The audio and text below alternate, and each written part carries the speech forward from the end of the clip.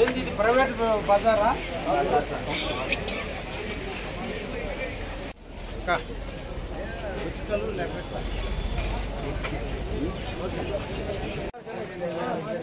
వచ్చిండా పైన ఉన్నాడా? వంట మాస్టర్ మా షాప్లో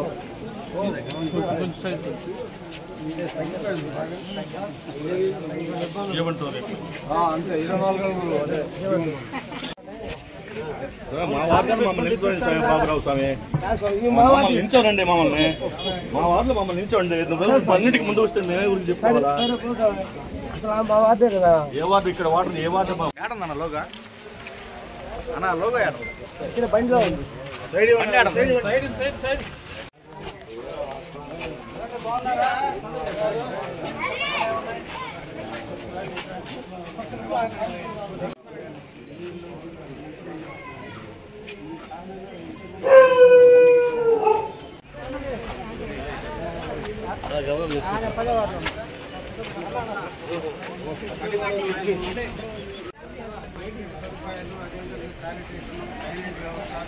రోడ్లు డ్యామేజ్ ఎక్కడైతే రోడ్లు లేవో ఆ రోడ్లు వేయించేటువంటి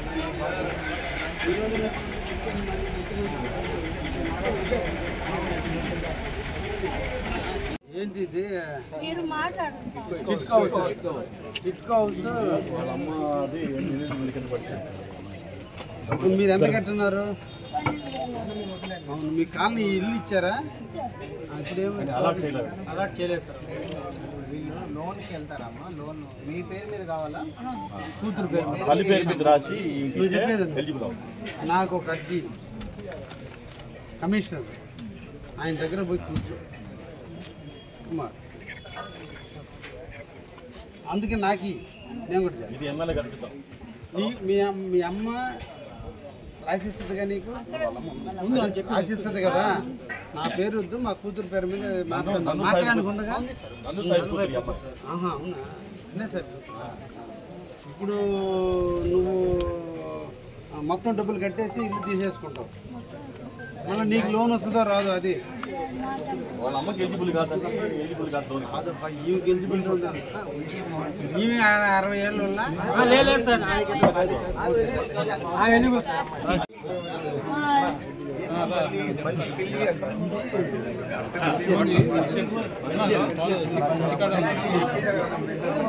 నీకు బాగా ఇస్తున్నా మాట్లాడుతున్నాను.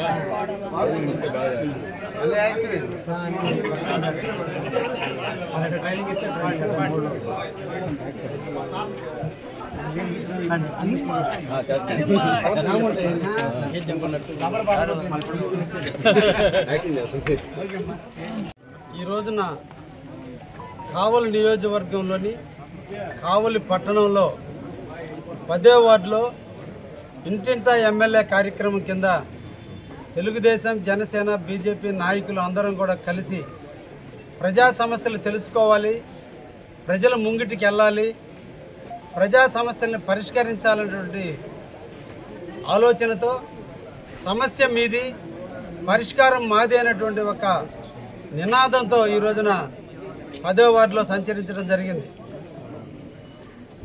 ముఖ్యంగా ఈ వార్డులో ఇంకా కొన్ని ప్రాంతాల్లో సిమెంట్ రోడ్లు వేయాల్సినటువంటి అవసరం ఉంది. డ్రైనేజీల్లో కొన్ని ఎప్పుడో పూర్వకాలంలో నిర్మించినటువంటి డ్రైనేజీల వల్ల వాటర్ వెళ్ళటంలో కొంచెం నీళ్లు స్టాగ్నేట్ అవుతూ దోమలు పెరగడానికి అవకాశం ఉంది. కాబట్టి వాటన్నిటిని కూడా మరమ్మతులు చేయాలనేటువంటి ఒక ఆలోచన ఇక్కడ ఉన్నటువంటి ప్రజానికల మా దృష్టికి తీసుకురావడం జరిగింది. ఎప్పటి నుంచో దాదాపు 40-50 సంవత్సరాల నుంచి ఎలక్ట్రికల్ పోల్స్, ఐరన్ పోల్స్ ఉన్నందువల్ల వర్షాకాలంలో ఎర్త్ ఎక్కువ వచ్చి కరెంటు స్తంభాలను పట్టుకుంటే షాక్ కొట్టడం, ప్రమాదాలు జరిగే అవకాశాలు ఉన్నాయి. కాబట్టి వాటి బదులు సిమెంట్ స్తంభాలు ఏమని చెప్పి ప్రజానికడం ఇక్కడ అందరూ కూడా కోరుకున్నారు. మున్సిపాలిటీ నుంచి డ్రింకింగ్ వాటర్ కానీ, శానిటేషన్ కానీ ఎప్పటికప్పుడు కూడా పరిష్కారం జరుగుతుంది. మాకు అన్ని విధాలుగా కావలి మున్సిపాలిటీలో మాకు అన్నీ కూడా సౌకర్యాల పరంగా ఎటువంటి ఇబ్బంది లేదని ప్రజానికం తెలియజేస్తున్నారు. ముఖ్యంగా ఈ రోజున కావలి పట్టణానికి ముఖ్యమంత్రి అయినటువంటి శ్రీ నారా చంద్రబాబు గారి నాయకత్వం, వారి సహాయ సహకారాలతో, వారి ఆలోచనల మేరకు, వారి గైడెన్స్తో మా యువ నాయకుడు అయినటువంటి లోకేష్ బాబు గారి సూచనలతో ఈరోజు కావలి పట్టణానికి మన మున్సిపల్ మంత్రివర్యులు పొంగూరు నారాయణ గారు ఈరోజు కావలి పట్టణాలకి డ్రింకింగ్ వాటర్ కింద 43 కోట్ల రూపాయలు ఈరోజు మంజూరు చేయడం జరిగింది. అంటే మా అందరి ఉద్దేశం, ఈ మంచి ప్రభుత్వ ఉద్దేశం, చంద్రబాబు గారి నాయకత్వంలో ఉన్నటువంటి ఉద్దేశం ఒకటే. కావలి పట్టణంలో ప్రతి ప్రజలు, మా తల్లులు, మా అక్క చెల్లెళ్ళు ఏ ఒక్కరు కూడా బిందెలతో రోడ్డు మీదకి రాకూడదు, ట్యాంకర్లతో నీళ్లు పట్టుకోకూడదు, డ్రమ్ములు రోడ్డు ఇంటి ముందు పెట్టుకొని బతకకూడదు. ప్రతి ఇంటికి కూడా ట్యాపులు ఇవ్వాలనే దృఢ సంకల్పంతో ఎప్పుడో దాదాపు 30 సంవత్సరాల క్రితం వేసినటువంటి పైప్ లైన్లు ఈరోజు పగిలిపోతున్నటువంటి కారణాల వాటర్ యూసేజ్ ఎక్కువైనతే పాత పైపులన్నీ కూడా చిన్నవి అయిపోయినందువల్ల ఎప్పటికప్పుడు పగిలిపోవడం, వాటిని మరమ్మతులు చేయడంలో ప్రజలకు అసౌకర్యంగా ఉంది. కాబట్టి డ్రింకింగ్ వాటర్ కోసం అదనంగా ఈరోజు 43 కోట్ల రూపాయలు ఈరోజు శాంక్షన్ చేయించాం. అతి తొందరలో టెండర్లు పిలవబోతున్నారు. పిలిచి రాబోయేటువంటి 1 సంవత్సర కాలంలోనే కావల్లో ఎక్కడ కూడా డ్రింకింగ్ వాటర్ సమస్య లేకుండా కూడా చేసేదానికి ఈరోజు ఈ ప్రభుత్వం ప్రయత్నం చేసింది. దానికి గాను ఈరోజు ఈ సందర్భంగా మా ముఖ్యమంత్రి చంద్రబాబు నాయుడు గారికి కావలి ప్రజానీకం తరఫున ధన్యవాదాలు తెలియజేస్తున్నాం. నారా చంద్రబాబు నాయుడు గారి నాయకత్వం, వర్ధిల్లాలి కృష్ణారెడ్డి గారి నాయకత్వం. అన్నిటికంటే కూడా ఇబ్బందికరమైనటువంటిది అస్తవ్యస్తంగా లేఅవుట్లు వేసిన కారణాల, రోడ్లు సరైనటువంటి విధానంలో చూపిన కారణాలు. ఈ రోజున కావలిలో ఉన్నటువంటి డ్రైనేజ్ వ్యవస్థ అస్తవ్యస్తంగా ఉంటే నేను ఎమ్మెల్యేగా అయిన తర్వాత మొట్టమొదటి ప్రాధాన్యత ఇచ్చి స్టోమ్ వాటర్ కానీ డ్రైనేజ్ కానీ ఇబ్బంది రాకుండా ప్రజలకి చేయాలంటే ఒకటి తలంపుతో చేసినటువంటి ముందు చూపు చర్య వల్ల ఈ రోజున నిన్నటి రోజున 23.6 సెంటీమీటర్ల వర్షం కావలి పట్టణంలో పడ్డా ఎక్కడ కూడా ప్రజలకు ఏ ఒక్కరికి కూడా ఆస్తి నష్టం కానీ ప్రాణ నష్టం కానీ ఎక్కడ కూడా నీళ్లు నిలబడ్డాయనేది పరిస్థితి లేకుండా ఈరోజు కావలి పట్టణానికి అన్ని రకాలుగా సదుపాయాలు ఏర్పాటు చేశాం. ఇంకా ముందు చూపుతో ఎప్పుడో వేసినటువంటి డ్రైనేజీలు, సన్నటి డ్రైనేజీలు వేసినందువల్ల ఇళ్లలో అందరూ కూడా మిద్దెల మీద మిద్దెలు ఏర్పాటు చేసుకుంటే అన్న నీళ్లు పోవాలంటే ఆ డ్రైనేజీలు పట్టడం లేదు. కాబట్టి ఆ కాలువలు మరమ్మతులు చేయటం కానీ కొత్త డ్రైనేజీలు కట్టేదానికి ఈ రోజున 80 కోట్ల రూపాయలు ఈరోజు ప్రభుత్వానికి నివేదికలు పంపడం జరిగింది. అందులో ఈరోజు మొదటి విడత 32 కోట్ల రూపాయలు ఓన్లీ కావలి డ్రైనేజీల కోసంగా ఈరోజు ప్రభుత్వం వెచ్చించడం జరిగింది.